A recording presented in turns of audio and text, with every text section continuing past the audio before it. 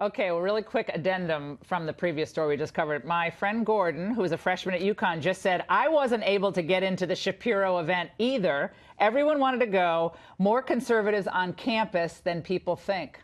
Thank you, Gordo. By the way, the Justice Department is asking to see a memo reportedly outlining serious wrongdoing at the FBI and Justice Department under President Obama. House Intel Chairman Devin Nunes is taking steps to declassify the memo summarizing the findings of his Russia investigation. Well, a letter from the Justice Department charges that it would be extraordinarily reckless tonight to release the memo without first giving the DOJ and FBI the opportunity to review it. Let's sort this all out with someone who's read the memo, Congressman Peter King of New York. I thought you were going to be here tonight with me, Congressman, who serves on the Intel Committee. Great to see you. How you doing? I'm doing great, Laura. How are you? I'm great. So what is the Justice Department, the FBI? They're suddenly all squirrely about the release of this memo. What goes on? Yeah, well, this memo, it's a 4-page memo put together by a very talented professional staff on the committee, reviewed by all the Republican members, made available to all the members of the committee, and voted out of the committee last week to be made available to all the members of the House. The findings in here are very, very significant, showing, I believe, either terrible mistakes or deliberate wrongdoing at high levels. And right now, the Justice Department, and what Devin Nunes plans on doing, because over 200 members of the House have looked at it, only about 10 Democrats, by the way, and there is a clamor by the public to see the memo. We're going to make sure there's nothing in there, any small item that may reveal a source or method, and that is pretty much finished. That'll be done. And then we're going to vote this week on releasing it. At that stage, if we get a majority vote, which we will, it will go to the President of the United States. He will decide if it can be made public or not. If he does, it'll be made known to the public. This letter from the Justice Department, Laura, listen, I have great respect for the FBI. I generally have great respect for the Justice Department, but we have gotten almost no cooperation from them at all over the last several months. We had to go to court to get documents we were entitled to. Long, hard fights to get basic documents, which we have an absolute right to see. And now, the Justice Department, if we gave them this memo, what they would do is it'd be passed out to all their friends in the media to tear it down before it even gets out there.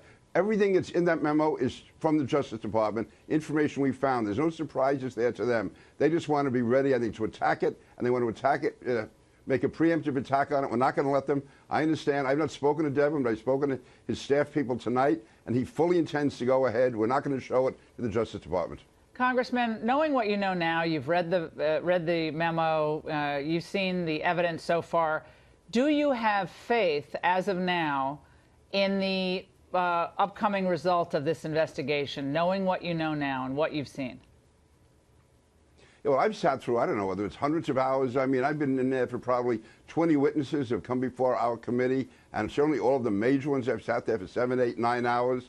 Again, all the big names you've heard about, I've been there for that. I have not heard one word yet indicating any collusion. Now, I don't know if Bob Mueller has anything else, but he's talking to many of the same people. So if they come out with any finding of collusion at all, based on what I've heard, then I would say that they're not doing the job. But on the other hand, I think right now, I believe the president's lawyers feel this is going in the right direction with all the improprieties that went on here. The fact that this investigation, I believe, should never, ever been started in the first place. I look upon it either intentionally or unintentionally as a political hit job. I mean, we're losing sight of the fact here that you have the leading law enforcement organization in the world investigating a presidential candidate based on the flimsiest of evidence. I wouldn't even call it evidence, on the flimsiest rumors. That's what this was based on, and that's a terrible precedent to set. You can do that to any candidate if you wanted to. And when you bring the FBI into a political campaign, it's wrong. Well, I want to play for you a clip I watched this afternoon of a former RNC chief, Michael Steele. He was on MSNBC, and he was criticizing Congress and anyone in the media who would cast aspersions on the FBI here. Let's watch. We have now set up a wholesale operation between the White House and Capitol Hill to sully the reputation of good men and women who work inside the FBI because of, as you noted, Howard, some emails. Yes, they're problematic, but let the appropriate authorities ferret that out. To do what they're doing, the end game they're playing right now, what they don't seem to understand, it could blow up in their face just as much as it could sully the FBI. Response, Congressman. We are talking about a handful of people at the top. The FBI is an outstanding organization. There are people at the top, though, who have not served the FBI well. And I would say the rank and file of the FBI appreciates what we're doing because they are concerned. I mean, I've heard from retired FBI people who are shocked about what's coming out. And to me, the emails and the text messages, that's all important. But that's really just an indication of this investigation from the start should never have been started. It's based on a false premise, and that's continued right through. And whether we're talking about the FBI, whether we're talking about John Brennan at the CIA and others, this to me has all been a concerted effort to go after Donald Trump. Listen, you have a lot of reasons you can disagree with Donald Trump, but to say that he was colluding with the enemy when there's no evidence there, to me, is shameful. And it's going on now. I think it's significant that now it's being leaked to the New York Times that they're talking about obstruction of justice, about events that happened 6 months after the campaign was over. The campaign where the Russians apparently colluded.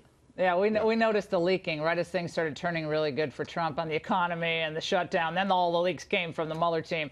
Congressman King, thank you so much. Great segment.